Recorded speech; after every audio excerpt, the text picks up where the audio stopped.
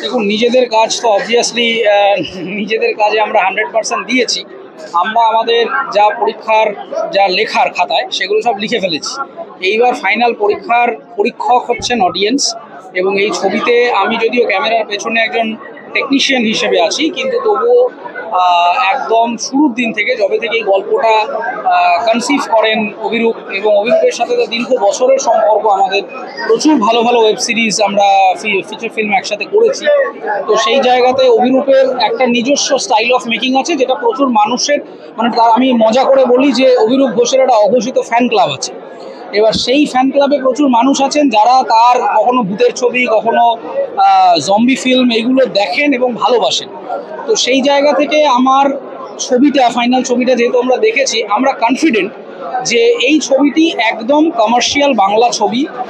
সোজা কথায় নাচে গানে মারামারিতে পরিপূর্ণ, একেবারে জাঁকজমকপূর্ণ একটা বাংলা সিনেমা।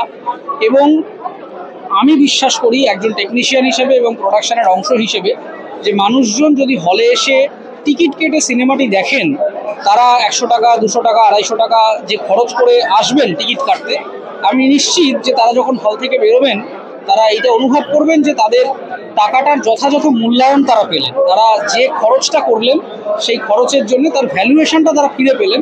সেই রকমই অডিও ভিজুয়ালি বেস্ট পসিবল যে এক্সপিরিয়েন্স, সিনেমা মানে একটা এক্সপিরিয়েন্স। কারণ গল্পটা খুব স্ট্রেট, আপনারা দেখে নিয়েছেন কে ভিলেন, সৌরভ দাস ভিলেন, কারা হিরো, একটা পুলিশ টিম তারা যাচ্ছে।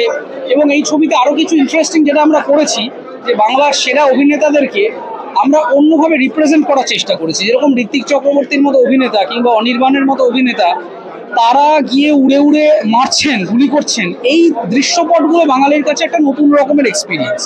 বিক্রম অবভিয়াসলি তার একটা নিজস্ব লিনিয়েজ আছে, তার ফ্যান বেস রয়েছে, তাকে আমরা এইভাবে দেখেছি। কিন্তু বিক্রম এখানে আরও অনেকটা নিজেকে নতুনভাবে রিপ্রেজেন্ট করেছেন। প্রিয়াঙ্কা সরকার গুরুত্বপূর্ণ চরিত্রে আছেন, তাকে নিয়ে আলাদা করে কিছু বলার অপেক্ষা রাখে না। তিনি পুরো স্ক্রিন একদম দাবিয়ে বেরিয়েছেন বলতে হয়। অনন্যা ভট্টাচার্য প্রথমবার কাজ করছেন, বড় পর্দায় ডেবিউ করছেন, কিন্তু প্রথমবার হিসেবে এরকম একটা পাওয়ারফুল ক্যারেক্টারে নিজেকে বেস্ট পসিবল পারফরমেন্স দিয়েছেন।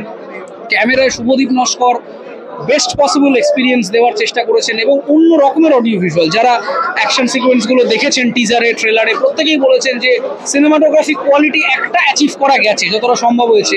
অবভিয়াসলি বাংলা ছবির ক্ষেত্রে আমাদের কিছু বাজেটের ক্রাইসিস থাকে, কিছু এক্সপোজারের ক্রাইসিস থাকে, কিন্তু কোথাও 10th dimension entertainment production company কোথাও কার্পণ্য করেনি। আমি যেহেতু প্রোডাকশনের শুরু থেকে ছিলাম, ডিরেক্টর কোনো কিছু চেয়েছেন যে আমার এই ধরনের লাইটটা হলে ভালো হয় বা এই রিকটা হলে বেটার নিতে পারি, কখনো প্রডিউসিংয়ের টিম থেকে এরকম একবারও আসেনি যে না এটা পাওয়া যাবে না কারণ আমার বাজেট নেই। তারা তাদের সর্বস্ব দিয়ে ম্যাক্সিমাম পসিবল যতটা সম্ভব হয়েছে রিসোর্স জোগাড় করবার 10th ডাইমেনশন করেছে। এবং আমরা আজকের দিনে যে জায়গায় ছবি, এখন আমাদের আর কিছু করার নেই, সেন্সার ডান, ট্রেলার রিলিজ হয়ে গেছে, আগামী 27 তারিখ রিলিজ হবে, টেকনিক্যাল সমস্ত কাজকর্ম রেডি। আমরা কনফিডেন্ট। শুধু আমি অডিয়েন্সকে এটাই অনুরোধ করব যে আমরা জানি, কারণ আমিও নিজেও একজন সিনেমা দর্শক, আমরা প্রচণ্ড অলস হয়ে পড়েছি। আমরা সেই ভাববো যে থাক ওটিটিতে আসবে, টিভিতে তো দেখাবে, দেখে নেব। আমি রিকোয়েস্ট করব এবং দায়িত্বের সাথে রিকোয়েস্ট করব যে কারণে আমরা ওটিটিতে ছবিটা দেখতে অভ্যস্ত হয়ে গেছি, যে বড় পর্দায় দেখার মজা নেই, এটা ফোনেই দেখে ফেলা যায়। আমি খুব কনফিডেন্টলি আপনাদের বলছি যে এই ছবিটা বড় পর্দায় অভিজ্ঞতা অর্জন করার মতোই ছবি। এটা ছোট স্ক্রিনে, এইটুকু স্ক্রিনে দেখলে কিন্তু আপনি ওই এক্সপিরিয়েন্সটাই পাবেন না। যেভাবে অম্লান এবং বব চমৎকার শেষ 20 মিনিট মিউজিকই আপনারা শুধু দেখবেন, এত সুন্দর সাউন্ড ডিজাইন হয়েছে। তো সেই জায়গাতে আমি বলবো যে প্লিজ, ওই কবে টেলিগ্রামে পাইরেটেড হবে, কবে ওই ইউটিউবে আসবে, কবে ওটিটিতে আসবে, সেই অপেক্ষা করবেন না। এই ছবিটি আপনারা হলে এসে দেখুন এবং এক্সপিরিয়েন্স করুন। আমি নিশ্চিত যে আপনাদের ভালো লাগবে। Thank you.